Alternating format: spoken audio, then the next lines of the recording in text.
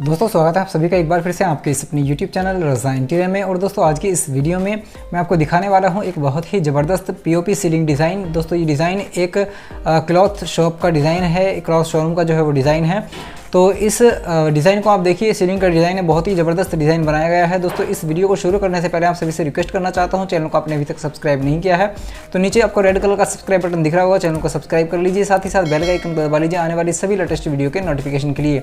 तो चलिए दोस्तों विदाउट वेस्टिंग टाइम वीडियो शुरू कर लेते हैं।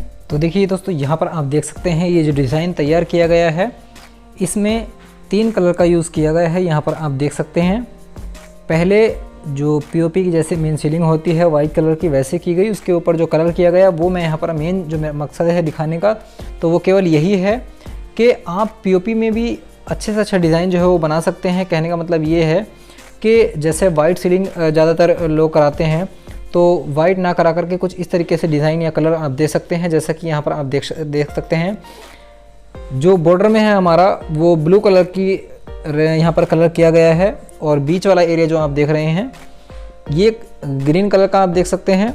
और जो हमारे 3 बॉक्सेस जो हैं वो बने हुए हैं तो वो आप देख सकते हैं पिंक कलर के यहाँ पर बनाए गए हैं और बहुत ही ज़बरदस्त प्यारा डिज़ाइन ये लग रहा है।